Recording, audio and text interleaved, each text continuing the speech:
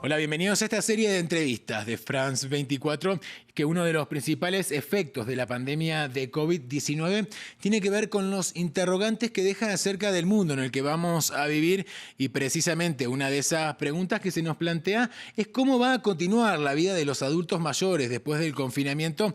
Por eso nos acompaña Diva Marcela García. Ella es doctora en demografía. Señora García, muchísimas gracias por su presencia en France 24.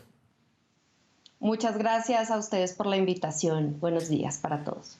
Bueno, es sabido, ¿no?, que los adultos mayores representan uno de los principales grupos de riesgo y que sus aislamientos son, o por lo menos deberían ser, muy cautelosos en general. ¿Cómo puede afectarlos este largo periodo de aislamiento a la hora de regresar a las calles, a socializar como lo hacían previamente? Bien, pues acá tenemos dos cosas. Por un lado, el escenario de retomar el contacto social, que es algo que los adultos mayores han estado reclamando, han estado demandando por que este tiempo han sido los que han estado más restringidos debido a que son el grupo que presenta mayor exposición a la letalidad del virus. Así que creo que va a haber un despertar y un retomar de esas actividades de los adultos mayores, pero y que va a ser muy importante y muy útil para retomar sus condiciones de salud física y mental que venían siendo minadas de alguna manera por la condición del encierro, más para ellos que para cualquier población, debido a que en muchos casos sus condiciones de salud requieren de una mayor actividad física, de continuidad en sus actividades, en sus labores, que es muy importante en la etapa de la vejez.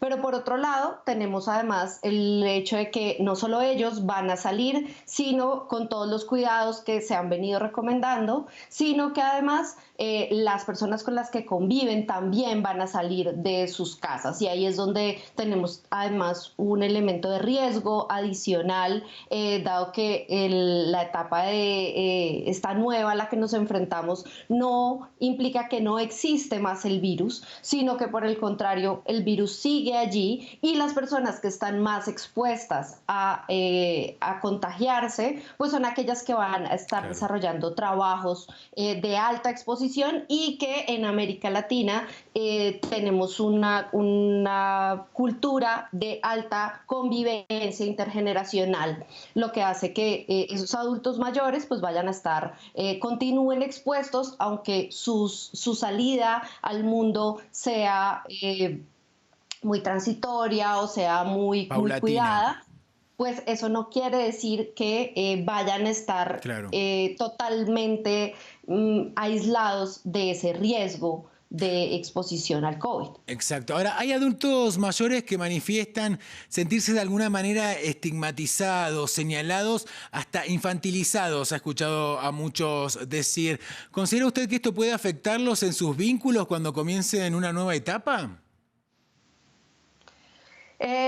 Yo creo que por el contrario, este despertar y esta voz que ha tomado la población del adulto mayor es muy importante en la reivindicación de este grupo poblacional como sujeto de derechos que había venido siendo invisibilizado, y tanto así que en el manejo de la pandemia apenas recién comenzó, pues fue asumido por los gobiernos desde una visión infantilizadora, ¿no? Desde una visión que los digamos, cuidó con buena intención, pero que evitó el contacto, evitó la comunicación y evitó que la gente pudiera expresar pues lo que Claro. sentía al respecto de esa medida del confinamiento tan estricta como fue para los adultos mayores, que repito, tenía una buena intención, pero que se hizo un poco de manera unilateral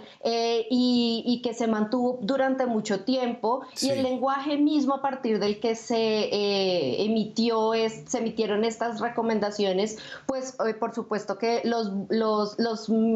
les generó una sensación de minusvalía que está muy asociada con cómo vemos la vejez. Yo creo que en cambio a partir de toda esta transformación y de todas estas voces que hemos empezado a escuchar, pues creo que viene una nueva etapa para atender y para entender la situación de los colectivos de adultos mayores, que empiezan a tener mucha más voz y mucha más resonancia en las discusiones públicas. Así que para mí esto fue también una buena oportunidad para escuchar ese grupo poblacional. Diva Marcela García, muchísimas gracias por estos minutos con France 24. Gracias a ustedes. Y a nuestra audiencia le invitamos, como siempre, a continuar informándose en el resto de nuestra programación y en france24.com.